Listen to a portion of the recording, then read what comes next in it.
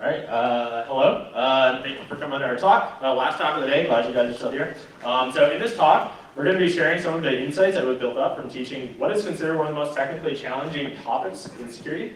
This is experience that we've gathered over several years, and I think you guys are going to enjoy some of the stuff that we have in store for you. So the talk's titled Building Cyber Armies at Scale. And so a brief intro. My name is Markus, and this is my coworker Patrick Biernat. We're co-founders of a small security research firm called Rep2 Systems, but also alumni of Rensselaer Polytechnic Institute, just up the river, for those of you that are familiar or local. So just a brief shout out to RPI. RPI has been pumping out some extremely talented security-oriented students the past couple of years. And this presentation helps shed some light on the storm that's kind of brewing up there.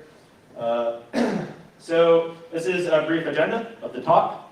We'll start off by defining binary exploitation, since it's the whole basis of the talk, and for those that are not familiar with what we're going to be trying to teach, essentially, or what we've taught. And so after that, we're going to cover some traditional methods for learning binary exploitation, along with some of the more recent innovations that we've kind of added to this space. We'll also have an interactive demo for those of you that actually want to pull out your laptop if you're interested to play around with it.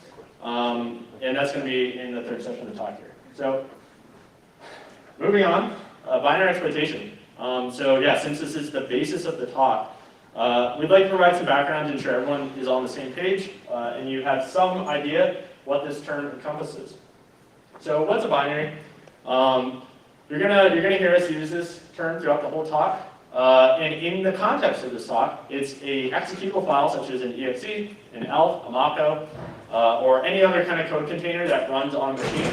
And a machine could be your phone, it could be your laptop, it could be whatever computing device that has a CPU in it. For you on Windows, binaries look kind of something like this. This is just a file listing of your System32 directory where most of your operating system kind of resides. EXEs, DLL files, those are libraries, stuff like that. Linux users, I'm sure you're familiar where binaries are. They're all over the place in your bin directory, whatnot. And so as a better, higher level kind of general example, your web browser is what you might call an application. And every application is often made up of many binaries working together on your system to do whatever. And so say one binary in your browser could be responsible for executing JavaScript code, another could be responsible for rendering the HTML, that is the web page, or communicating with websites over the network, stuff like that. And you can take your phone as another example. All those little apps on your home screen, anything you download from the iTunes store, those are all apps backed by multiple binaries, potentially.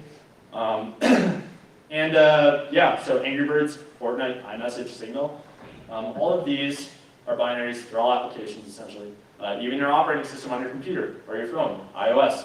Let's just, in a general sense, let's just say they're all made up of lots of binaries that work together and contain code. So an exploit, since we know what a binary is, we can kind of define an exploit. And so when we say exploit in this talk, we're going to be talking about specially crafted data that employs vulnerabilities, aka CVEs, to force a binary or some code into doing something that was never intended by the original programmer, right? And so something unintended is a very broad, ambiguous term, and that's because, I guess, yeah, there's a million different things that could go wrong with your program, or it could behave in ways that you don't expect. And in terms of binary exploitation, in the most general sense, an exploit is used to gain access to computer systems through these enigmatic doors that are not meant to exist. So they're kind of like skeleton keys for technology. They get you into systems in ways that most people would think impossible, essentially. And almost exclusively, truly novel exploits, which are generally called 0 days, are used around the world by nation states or intelligence communities in the game of spies, right? So the right chain of exploits can be used to break into virtually any device or system to steal sensitive information, install persistent malware, stuff like that. And so a few of you, a great example of exploits in action kind of happened in 2016, summer 2016, almost 2 years to the date, August, where an iOS exploit was discovered in the wild by a group of security researchers. And this was the first time that an iOS exploit was actually found in the wild, which is kind of a big deal. And so a state-sponsored actor was using this exploit to target a human rights activist called Ahmed Mansour in the UAE. And this is kind of what it looked like when it got delivered to his phone. And so by clicking a link that was texted to him, so you can kind of see some links on here, in 2 separate messages, so they tried twice to get him to click this, basically. And he didn't click it either time. But if he would have clicked this, the exploit would have broken it into his phone, giving the attackers the ability to steal all his text messages, his emails, contacts, pictures, Facebook, Signal, you name it. And not only that, but they can now track him 24/7. They could turn on his mic, they could turn on his video, etc. And the reason he knew not to click these links is he had actually been targeted by this a similar attack in the past. And so he knew to forward it this time onto some very experienced researchers who were able to actually capture this and document it. And so just think about this though. Someone breaking into your phone. Phones are our most personal computing device, especially in the modern age. So if you feel uncomfortable with your significant other ever digging around in your phone, let's say, you can bet you don't want an intelligence agency in there either. And so we don't even know the extent of our own secrets that we have in our devices, right? You're kind of maybe worried if someone's shuffling through your phone, you don't know what's in there. And so from the perspective of intelligence, it should be no surprise that there's a lot of money in building these types of capabilities. So this is kind of a, almost like a sell to us at this price by a independent exploit broker.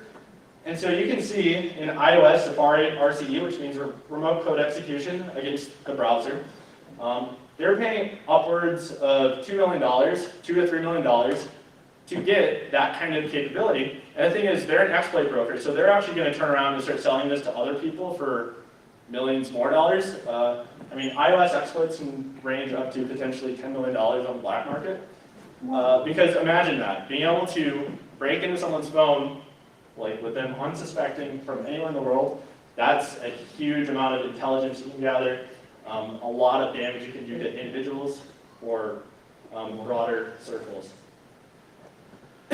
So another famous incident you may have heard about some years back was Stuxnet. And so Stuxnet was a state-sponsored piece of malware, which was used to destroy centrifuges in Iran's nuclear enrichment program. And so this was a joint US-Israeli program, allegedly, to try to essentially use cyber warfare to do kinetic damage. And so to get deep enough into the facility, Stuxnet employed at least 4 different zero-day exploits to gain unauthorized access to Windows computers with the goal of causing, destructive damage to these giant gas cylinders, essentially, deep within a nuclear facility in Iran. All from, behind a keyboard somewhere in the US. So another big one, many of you have probably heard about Eternal Blue, which happened about a year ago. So that was an epic exploit that leaked from the NSA in 2017. It's estimated to cause close to $20 billion in damage so far, and was also, honestly, the closest we've come to seeing a nuclear bomb detonate on the internet. So all this shows that exploits are analogous to cyber weapons, where cyber is the 5th domain of war. So teaching individuals how to make these unique capabilities has started to become more of a matter in crisis with national security. They're actually calling these exploits cyber weapons. These are starting to be used in war, effectively. And so in 2017, Alex Stamos, the former CSO of Facebook, who's now going to be a professor at CMU, or Stanford, he uses this slide, specifically, this is from his talk, to visualize the categories of traditional InfoSec. At the apex of this field sits a tiny pool of individuals at the very top. They don't even have their own section. It's literally a vertex at the very top. And this small pool of individuals are the ones that are actually qualified to develop the caliber of exploits that we teased in the previous slides there.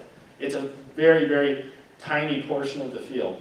And so this is in part due to the immense amount of prerequisite knowledge that's required to produce an exploit, but also the rising complexity of writing these really unique technologies. But one thing to keep in mind is that the skills and craftsmanship required to make these capabilities, they're relevant far beyond the tradecraft of exploitation. You really have to know the system in and out, and you have to know these binaries that you're trying to exploit better than the authors, better than anyone in the world, basically. So I'm going to hand it over to Patrick and let him talk about some of the existing exploit education. And yeah. All right, so now that we've reviewed most of that subject and we're all kind of on the same page, we can move on to discussing how binary exploitation has traditionally been learned by its practitioners. And so, as a general rule, this is a very informal field. There's no real standard path available towards learning binary exploitation. You can't get a degree in this stuff. There's no certifications that really cover this, at least not in any depth necessary to actually target modern applications. And so as a result of that, most vulnerability researchers are either self-taught or they've been mentored by their coworkers over the years and throughout their career. And so this is a really complex topic. This diagram, it shows kind of like a rough hierarchy of all the concepts and skills you need to have before you can start independently performing modern vulnerability research. And so the first, fourth to third of this diagram kind of shows the basic low-level concepts you need to know. So you need to know everything from assembly up through the operating system, how memory is laid out, those kinds of things. And once you finally have an understanding of all those, you finally start to get into the kind of basics of exploitation, which is sort of like stack smashing, shell coding. And then once you learn those, you can move on to modern mitigation techniques and modern exploitation techniques. So how do people start learning this kind of stuff? Well, one of the most common ways is through war games. And war games are a series of computer security challenges that are meant to hone and refine one's technical skills. So here's some examples of some really popular war games. You got Vulnerable KR, Smash the Stack, Over the Wire. And these have kind of emerged in the past couple of years as sort of the standard. If somebody would ask me or ask somebody else who's kind of deep into this field, where do I get started, I would point them to one of these websites and say, do the challenges. So they look kind of like this. They're structured usually based around levels. So you would start at level 0, you would solve that, you get on to level 1, solve that, go to level 2, and so on. Basically the progression is like we have below. You would find a challenge that's difficult for your level of expertise, you would solve it, and you repeat that over and over again until you become an expert hacker. And so moving on to CTFs, these are similar to war games, but these are typically in a time box and team context. So many of you guys are probably somewhat familiar with CTFs. There's one going on upstairs right now. And these have been getting a lot more popular the past few years. They've been getting a lot more attention because they are a really valuable teaching tool. So what we're looking at here on the slide is actually just a kind of a global informal leaderboard called CTF Time, where all the different teams from across the world kind of gather and see how they stack up to one another. And so if you haven't heard of CTFs, they typically look something like this. You'll have a wide selection of challenges from across multiple domains in security, and try to solve them in order to get points for your team. So we're interested in binary exploitation, and so most of the stuff we tend to focus on is either in reverse engineering, which is tearing apart binaries and understanding how they work without source code, and exploitation, which is actually writing exploits and taking control of binaries. This is kind of what it would look like if you were to actually write an exploit. So this is a picture from a CTF we did a few years ago, where we were given a binary, we found some vulnerabilities, we exploited it, and we were able to run our own code on a remote server that was running this binary. Using that, we could dump a bunch of memory from it, and then we could find this flag that's right here. Actually, I think it's circled. Yeah. So in the context of a CTF, you're trying to steal these flags. You submit these, you get points for your team, and that's how you've proven that you've found and exploited vulnerabilities in binaries. The analogy to the real world is this would be something like a password, a username, maybe coordinates, phone numbers, basically sensitive data that you've forced a program to give up. And so CTFs and war games are a great resource. They're a ton of fun, and they force you to learn a whole bunch of new things. Typically, when you start a CTF challenge, you don't really know what's going to be expected of you to solve it. And as a result of that, you will be reading dozens and dozens of articles and blog posts, probably talking to multiple people. all in search of that one tiny bit of information that will finally give you a breakthrough and kind of show you the way towards solving the problem. The other side of that, of course, as you can see in the slide, is that the vast majority of the information you find is not actually relevant. And so you might spend 6, 8, 12 hours working on a challenge that, if you knew the prerequisite knowledge, would take you maybe only 2 hours. And so taking a look at how that process goes, we can start to sort of comment on the difficulty curve associated with binary exploitation. It looks kind of like this, or that's usually how we like to draw it. At the very bottom, we have things like C and C++. You need to learn what pointers are and how they work. You need to learn what binaries are and how they work. You need to learn assembly language for whatever architecture you're targeting. You need to learn your tools, so GDB, your debugger, IDA, your disassembler. You need to learn memory layout. And these are all, or these at least tend to be extremely non-intuitive topics for most people. And that's true not only for the general public, but also for people who already have potentially significant computer science experience. And as a result of that, that's why this curve here at the very beginning is extremely steep. It's almost vertical. You're basically trying to learn tons of really non-intuitive things very quickly, just so you can start to contribute. So we get there. Let's say you're dedicated to this. You've taken the time to learn these topics, and you start actually getting into more traditional kind of exploitation concepts. So you got the stat smashing, shell coding. Maybe you're starting to learn what ROP and dep are. And so these are still very unfamiliar. They're still kind of weird, but we can start to see this curve like not really being as vertical anymore. These topics and the knowledge required to get around them kind of builds naturally upon the framework that you've gotten from the first maybe 5 or 6 points.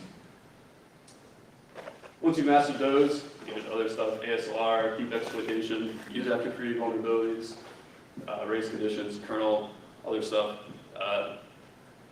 This is the kind of thing that starts being relevant to modern contexts and modern targets. They're still very difficult, but at this point, you've learned enough and you know enough that you can kind of incrementally learn on your own. And so that curve is definitely reality, but it also represented a big problem for us when we were leading RPISec. And the reason for that is once people start getting really good at this stuff, it's time to graduate and they can no longer compete with the club. And so our first attempt at kind of trying to tame that learning curve was a class called Modern Binary Exploitation that we taught in the spring of 2015. And so what we really wanted to do was to give a fairly large group of students the ability to tear through binaries, understand them, discover vulnerabilities, and then ultimately exploit those vulnerabilities so that they would be able to compete effectively with us during CTFs. And you can think of this as trying to guide a large group of students through this maze of the exploitation skill tree all in a single semester. So it would probably come in with some of this knowledge like C and C++ just by going through courses at RPI. But then we'd have to teach them other low-level concepts like binaries, operating systems, pointers, assembly, memory layout, all the different tools, and then finally the basics of modern exploitation. And so we had hoped to take all of these topics, condense them down into a single semester, but still keep the class fairly complete. And so this is just a kind of random picture that we took during that first iteration. And there's a few interesting things about the class that aren't immediately obvious. So first off, this was a very large group of people for such a niche subject. We had, I want to say, about 50 people taking this class. And we had extremely varied demographics. So this was a 4,000 level course, which at RPI corresponds roughly to a senior level course. And we had people from basically the entire spectrum. So we had freshmen, sophomores, juniors, and seniors taking it. We actually had 2 or 3 graduate students that sat in and also completed the course. And we had, I want to say, maybe 3 to 4 ROTC members, which is the Reserve Officer Training Corps. But this is all basically building up to the point that this was a large group of people that we were trying to teach these very niche subjects to. And so we thought the class ultimately was very successful. We received really good feedback from students, And many of those students who took this class ended up being core members and then also future leaders of RPISec. We also open sourced this, and it became an extremely popular resource for the entire security community. So you might not be able to read that, but we got about like 2,600 stars on GitHub, which is pretty high, much higher than we expected for a topic that's this niche within security. And so the course was structured mostly as a traditional class might be, with the exception that we actually built our own war game, which would basically sub in for labs and homeworks. So we'd give 2 lectures a week, and then students would have to log on to our war game and solve a series of challenges in order to get credit for that particular week. And so we did consider the class a huge success, but we knew there were also a ton of ways that we could have improved it further. So the next couple slides, I'm going to go through about half the syllabus and just point out some of the pain points that we encountered while teaching it. And so here we have the first real lab right after the syllabus and review. We're trying to teach people reverse engineering, and to do that, we need them to install a whole bunch of tools. We need them to install at least one virtual machine, depending on what their host operating system is. And so right after that, that was a giant pain. We're getting a whole bunch of questions about VMware versus VirtualBox, getting questions about Mac, Linux, and Windows specific topics, all sorts of hardware quirks. If you already work with VMs, halfway through, your keyboard stops working. And overall, I'd say probably maybe lost half the class just getting everybody set up and on the same page. Moving on to the third lab, we had this sort of similar setup where you get students kind of overwhelmed by all the new tools and all the new workflows. So we need 2 VMs generally in order to run the tools that we needed for the course. So IDA, which is a disassembler, lets you analyze binaries without source code. That runs on Windows. GDB is a debugger, and that runs on Linux. So people were having to constantly flip back and forth between these VMs. At the same time, these are 2 very disjoint, very complex tools. They both perform different actions, and it's not really immediately obvious unless you have prerequisite knowledge to kind of map what one tool is showing you onto the output of the other tool. And so you kind of end up in a situation like this. People are trying to connect to this war game that we made. They're trying to set up their VMs. At the same time, they're trying to learn what SSH is. How do I actually connect to the server? Maybe I'm on Windows, maybe I'm on Linux. It's a different process for both. They're trying to learn Vim and how to actually type their exploit scripts. They don't know how to quit. Emacs, it's even worse. They get their VM, they install their tools, and it looks like this. It's miserable. They open IDA and it's oh my god, this is the most complicated piece of software I've ever seen in my life. Maybe I don't want to take this class anymore. And then get this. It's your disk's gone. Reinstall the VM. So that's not great, right? The 2 first classes, we just by the very nature of teaching this stuff, we're spending a whole lot of time dealing with problems that we don't want to deal with. But we got through that. So we're going on to the next couple of lectures. Lecture 4. We just got finished teaching people how binaries work, how assembly works, how Linux works. And now we're basically breaking that entire paradigm and starting to teach them how to break assumptions and how to take over binaries. But all those concepts are very foreign, right? And you don't really get any feedback from these tools. Debuggers weren't made to help people write exploits. They're made to help people who have source code fix their programs.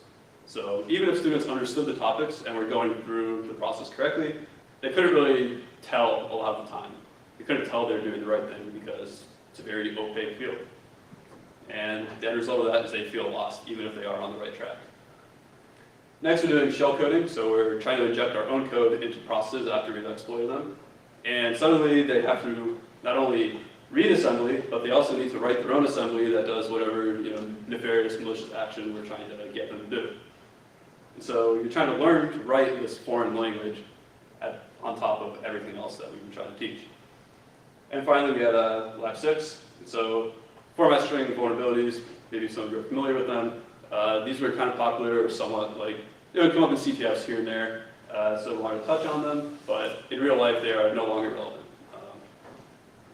Almost always no longer relevant. if you try to compile something with a modern compiler that has one of these vulnerabilities, it will just throw an error and tell you to fix your code. And so this all kind of leads into the question of what makes a course really high value for a student. In my opinion, at least, it's courses that teach you information you can't really just Google in 5 minutes. And even if you can Google the information, maybe it's very tricky to find your way through it, which is where instructors come in. And finally, a high-value course needs to ultimately teach you things that are important to you and let you solve problems that you would actually care about solving. And so all the time that we spend on all these little things, and there's a bunch more throughout the rest of the course, is ultimately stuff that we consider resulting in time wasted. And so keeping all of that in mind, we wanted to create a new experience that incorporates the most effective parts of CTFs and war games, but also dramatically dampens that learning curve. So this past year, this spring, we had the opportunity to teach a revised version of modern binary exploitation. Except this time, we had one major difference in the fact that we put everything that you needed to learn this stuff into a single browser tab. And so right off the bat, this lets us eliminate all those set of problems, that whole first slide of people's VMs not working, stuff not integrating well. That all goes out the window because everything's encapsulated right into Google Chrome, for example. On top of that, it runs on literally anything, so you can get a Chromebook for $100 and start learning how to pwn binaries. You don't have to worry about your laptop not being able to run 3 VMs at once. And so here we have a close-up of the platform that's encapsulated into a single Chrome tab. So to actually get to it, all you need to do is punch in the URL, hit enter, and once you do that, you're ready to start exploiting binaries within a few seconds. So on the right, what we did is we put a new implementation of GDB that also has some Linux features that sort of pop into existence when they are relevant. And on the left, we put in a fully featured disassembler that's similar to IDA Pro or Binary Ninja, if you use either one of those. We click onto the source tab, and we end up in a code explorer. It's kind of more or less like Sublime Text that would show you all the relevant source code for the particular level or lab you were working through. Then we quickly click into the Python tab. We get a fully featured Python terminal that integrates directly with everything else on the platform. And below that, we have a code editor that integrates directly with the Python terminal right above it. And so from that editor, you can write Python scripts that will interact with and ultimately exploit whatever level you're currently running. And so we talked a bit about this. I'm going to hand the mic over to Markus, and he'll give us a tour. Okay, so we're going to see how this goes. Patrick's going to have to try and drive the demo from the other screen. All right. Control shift. Wait, all right. Or do you have it up already? Yeah, I might have it up already. Over there. Flip that one. Hold Windows and move it over. All right, yeah, just move it over to the other screen. All right. So yeah, if you want to punch in that URL, if you actually have your laptop out, we can throw it back up there maybe, or I don't know. All right. Well, anyone need the URL? If anyone's actually interested. All right. So I'm gonna try and narrate some of what Patrick's going through here. And so here we just punch it into Chrome, right? We're instantly loaded. Maybe you can hit F11 too if you want. Does that work? We'll see what it does. All right. If you hit F11, now you got it full screen. Great. Yeah. That's just Chrome features here. So on the left here, we've got the source code view of. This is one of the lecture examples we used relatively early in the course. This was when we were trying to teach students about memory layout and a little bit about how the stack works for those that are familiar. All the binaries in our course were written in C code, and it would compile into modern Ubuntu ELF files running on essentially a real system, kind of on the back end, but in a emulated context. And so you can see this is just a pretty simple C program. Yeah, this is the source. If you click the disassembly tab up here, you can see this is the compiled version of the code. So this is all the disassembly for it. You can scroll through it. This is what your binary looks like to the computer. This is what your program looks like to the computer. And so this is Intel x86, specifically 64-bit. And so it's integral to be able to navigate and understand this code for binary exploitation. You need to know the system inside and out. And so students, it's very difficult to read. You've learned your way around it. At this point, I kind of can recognize very quickly what's important and what isn't, but our students get very overwhelmed by this. And so you can put comments in. You can very easily put comments into the code. You want to move your cursor off? So you can see that green thing, he just dropped a comment in there. And so students, it's important for students to be able to annotate their code. And this is the same thing you can do in real world reverse engineering and disassemblers to better understand how the program works when you're trying to break it. And so there's also a graph view, which is super common in the leading disassemblers. And the graph view lets you kind of see the control flow. Oh no. So the control flow of the function and the binary and the program structure, so you can see how it looks. And this helps you understand conditionals and loops and stuff like that. And so that was a very important part. We want to integrate that in here too. All right, so let's go back to the source tab. And let's start running. So during lecture, we would generally be teaching the students various concepts about how this stuff works. We would complement this platform with some slides that we're hoping to remove entirely, essentially. But if you run the binary, so he can, over the debugger on the far right, he's typing in the run command, and the binary is running. And so it printed out some stuff up here, and it's asking for some data. You can see this in the code over here. And so it's asking him to enter some data. And so go ahead and enter some data. So he's just going to punch in some A's, send it through. And then it prints out, since this was an educational lecture example, we're trying to show people how your data goes into programs and how the computer stores it and what stuff looks like. We actually print out a visualization of the stack over here. And you can actually see his data that went into the program. So capital A's, the hex code for them is 41, so 414141. That's all his A's that he sent in. This is it being stored in the program. You can also see essentially these other variables. So the program stores the data he sent into a 32-byte buffer, but there's two other variables around it, which is below, two numbers essentially, which are below and above. And you can see them also here in memory with some like padding bytes that the compiler inserted for whatever purposes. But now I want Patrick to run it again. And there's a vulnerability with this application where it doesn't properly check how much data it's reading in from the user. And so if Patrick sends in a lot of data, that's good. The buffer overrun. Yeah, right. But we got buffer overflow. You don't want to expand it out. Do a little injection there. Right. Yeah, you're getting the fire, right? And so students, this is where we first start to introduce students to memory corruption. Doing something unintended, and we want to start doing something controlled, right? And so we're going to, in this example, we start to teach students that we're not only corrupting memory now, so the green is what memory the programmer intended for us to use. But now we've corrupted some padding, which really didn't matter, but past that, it gets really bad. We start corrupting things that we never should have touched in the program state. And so Patrick has entered too much data, it's done some crazy stuff to the internal program state, and it actually crashed. It failed because it's like, I can't continue, you have to figure this out, and the program just crashes. And so that is something unintended, right? That can mean downtime, that can mean whatever. And so now, we're going to do a more targeted corruption of memory, such that we can change the behavior of the program. And so,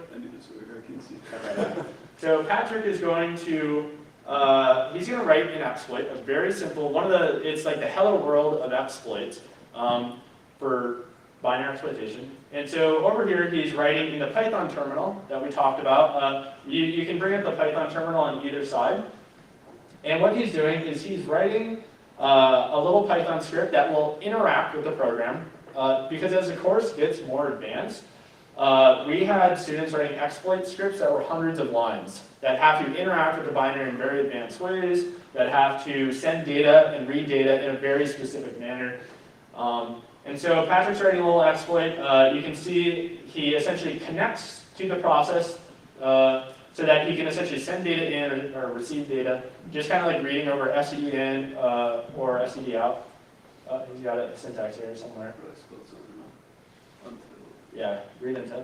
And so his little program here, his Hello World of exploitation, is going to essentially, he has scripted it to have a payload. He's going to send 32 A's. Actually, you want to press control plus sign. Yeah, we're going to blow this up a little bit so you guys can read that up. Maybe a little bit too much. So we got 32 A's. He's sending that in. It filled up his buffer as expected, as a program expected. But now we actually want him to corrupt the data past the end of the buffer. And so something I guess I haven't mentioned down here, which is a really important part, is down at the bottom, we have these little things that we call checkpoints. So the very first checkpoint of this level, these are like little goalposts to help guide the students from them not knowing what they're supposed to do to have some kind of destination in mind. And so the first checkpoint was essentially to corrupt memory and crash the program. And he did that and it popped when it happened. But the second checkpoint is asking him to essentially corrupt memory in a very specific way such that he can go down a code path that should never happen in normal execution. And so he's writing a little bit of boilerplate code right here, which is something that we just teach the students. It's okay if you are kind of lost with our example. The students had a lot more context when we gave this lecture. But this is just supposed to kind of demonstrate the flow of lectures or the interactions of the platform. And so he's typing something here. You want to bring up the source over here?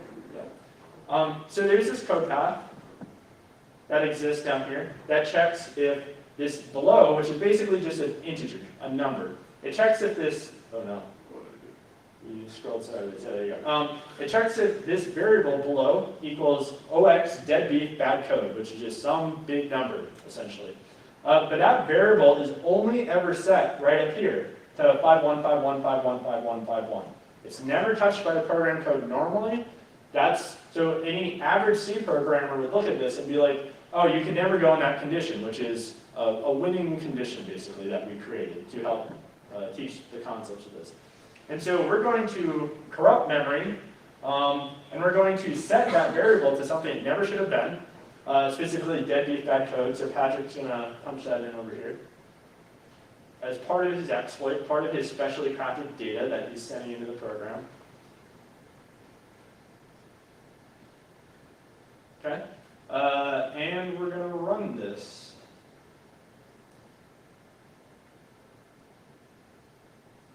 Ooh, and so it popped a checkpoint, said congrats, you're on the right track. Up here it actually says correct, debug flag captured. And so that's the print path. He went through the winning condition code.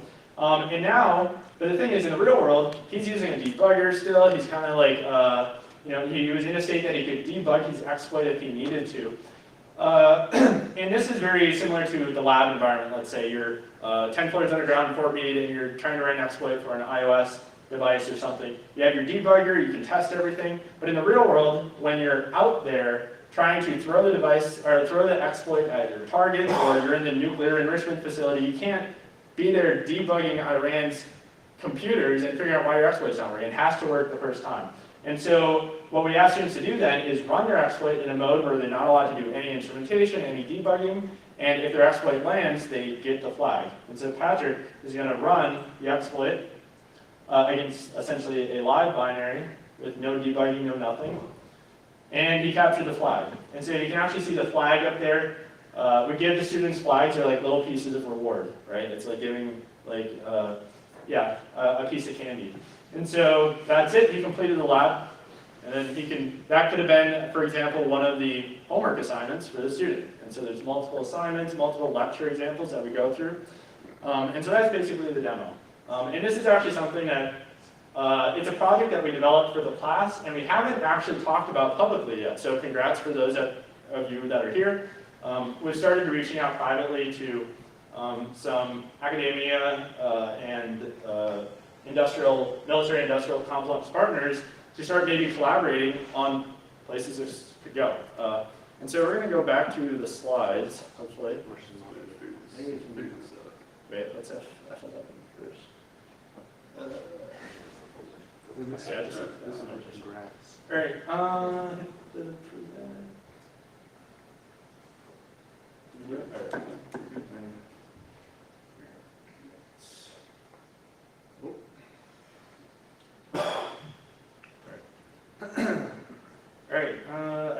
out your, yeah, you're still on.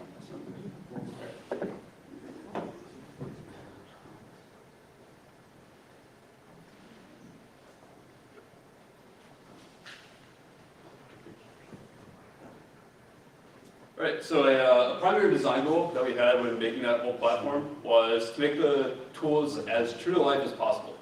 And by that I mean, whenever it's feasible, they should behave exactly like industry standard tooling would behave. So even though students, mostly take our class to learn the concepts behind binary exploitation, being comfortable in the actual workflow is also extremely valuable. That means you can take what you learned in our class and apply it against real targets in a matter of minutes or hours, instead of days, weeks, or even months potentially. And so you probably noticed these little green check marks that are popping up. Markus actually called them out. And so we called these checkpoints throughout the course, and they're really an integral part of our teaching process that just wasn't possible in the past iterations of MBE, and that's just due to technical limitations. If you're running binaries on a Linux server for 50 people, we just don't have the level of introspection or insight needed to make something like this happen. And so as instructors, we basically just write these 10, 20 lines of JavaScript, and we can integrate that with the platform to create these check marks for whatever levels or labs we're developing. They help keep students on the rails. Like we were talking about way earlier in the presentation, with students feeling lost. We can detect when they start corrupting memory, when they get to a certain program state, and we can kind of give them hints that, yep, you're going along the right path, like keep exploring, just so it's not such an endless void of, I don't know what I'm doing. And another thing that we tried very hard to do was take cues from game design when we were building the new course. And so, for example, checkpoints, they're not only there to keep students on this one path through the course, but they're also kind of act as achievements or milestones, especially in the later levels that get much more complex. And this kind of just encourages students to explore on their own, learn on their own, as that tends to be the most effective way of learning. And those are kind of scattered throughout the entire course. And so what we also tried to do was to reflect the sort of cat and mouse game of exploit mitigations that surrounds the entire field of binary exploitation. And so when I say that there's a mitigation cat and mouse game, it fits pretty well into the typical view, typical mold of traditional video game progressions. So you have like buffer overflows, exploitation technique that we teach them, then you get stack cookies, targeted corruption, so on and so forth. Every lab level in the platform continually giving students a harder challenge, but never getting too hard. And so that's actually a key concept in game design known as flow, where you make things too easy, people get bored, they stop playing. You make things too hard, people just get frustrated, and the end result is the same, they stop playing. So trying to integrate that into security education helps make learning a lot more engaging, a lot more fun. It increases students' motivation. And so overall, we were really happy with how this latest iteration of modern binary exploitation went. And so we can't take full credit for our students' achievements, but just have a list of a bunch of companies that students who have taken this class are now working at in some security-focused capacity. And we also hired a summer intern who's actually here in the room out of this class. And so he's doing some pretty novel vulnerability research against the macOS kernel. And so it kind of implies like, yeah, we're pretty happy with this approach. We found that it's a very effective way of teaching binary exploitation. And with that, I'm going to turn it back over to Markus, and he'll talk about broader applications. Yeah, so having taught our one specialized subject to a diverse kind of group of university students, we recognize that we've only begun to kind of scratch the surface on the utility of these technologies. And so it's one platform, as we've kind of been calling it, but the thing is, there's a lot of potential for different courses you could teach.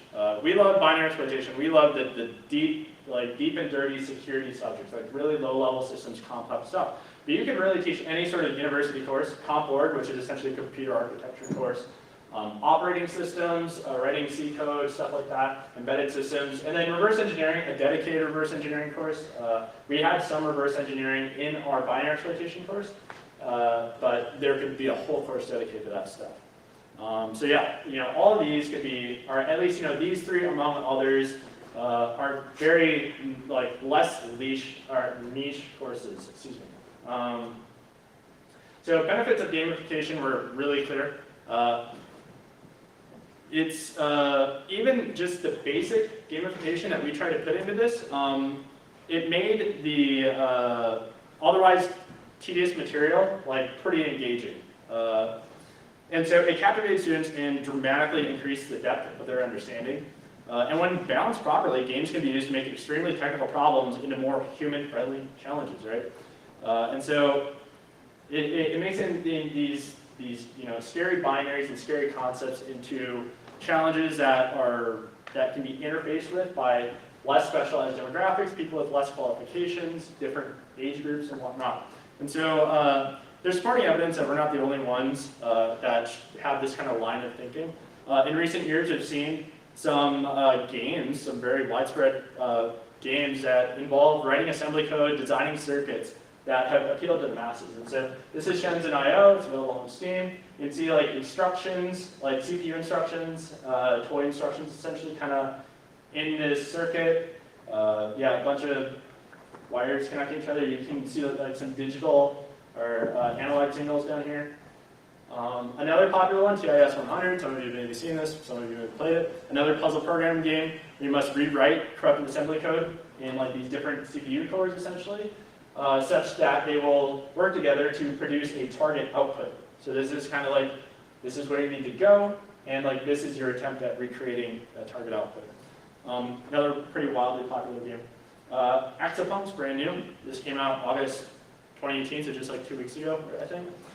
This was actually inspired by Stuxnet, which we talked about earlier. There's more assembly code over here. I think these three games are actually all made by the same game dev. But it's all about essentially creating this malware that gets deeper and deeper into this industrial facility. Pretty cool. So finally, even Notch himself, you guys have all probably played Minecraft. He explored the idea of building a game that could teach elementary students how to write assembly code. What a very bizarre thing. And it was supposed to be, it was called OX10C. It's been since canceled, but it was supposed to be a space exploration kind of game in a similar aesthetic to Minecraft. You could program your ship's computers and different devices within the game world and stuff. Totally wild. And so what's most important about all this is that all age groups and demographics find solace in playing games, right? We do it for fun, we do it to relax. We got a lot of our students in our class being this would cut into my game time, or I found this course to be more of a game than a class, which was totally wild. It is so cool to get positive feedback like that. And we're confident that the methods and technology that we've discussed here are going to play an important role in making such material accessible to younger and otherwise less specialized students, say high school or K through 12. And so this is just high school computer lab, for example. But under the illusion of the game, it's possible to train almost anyone in these subjects. And so this includes military, where more and more recruits are being pulled right from basic training to build skills in subjects of cybersecurity because there's such a huge deficit. So if you've attended any of the talks lately here at ANYCon, you heard multiple people referencing the 3.5 million jobs by 2020 that are open and don't have people to fill. So yeah, we're in a huge deficit. And without requiring specialized software or hardware, the ability to scale both interest and participation into these niche subjects is easy, if not natural, when applying some of the strategies that we covered in this talk. And so that's actually all we have. We'll take questions. There's our email if you actually want to reach out to us. Again, thank you for coming to the very last talk on ANYCon. And yeah, that's it. So any questions? Yeah, sure. You said you released the 2017 version of your class. Right. Did Right. you release the new one yet? We haven't. So the thing is, we built it for the class, and we're exploring ways to make it more useful by people, I guess, besides ourselves, I guess, right? It's like a pre-release stage sort of where it's still got some rough edges, but we had a class of students banging away on it for 6 months, And so that really helped us iron out all the bugs and build this experience that we were relatively happy with. But we haven't released it yet because it's such a complex thing. But we figured that showing at least the strategies that we used to build the class that worked so well was useful. And so, yeah, that's absolutely something that we're trying to figure out how to get out there and get more people in. But yeah, the 2015 version of the course, which is available on GitHub. And so the most recent 2018 war game platform stuff that we just showed, that's not out yet. So, yep. Is there a way we can follow you somewhere to? You can follow us on Twitter. We have lots of Twitter people like us on Twitter. You can email us. We've got a website. Ret2.io is our website. It's pretty simple. What's your Twitter handle? Ret2 Systems. Yep. Yeah. And so this, our company name is actually a play on a common exploit technique known as Ret2libc, or sometimes Ret2 System. And so that's kind of where it comes from. So, any other questions? Questions? All right. Well, thanks for coming. That's all we've got. So.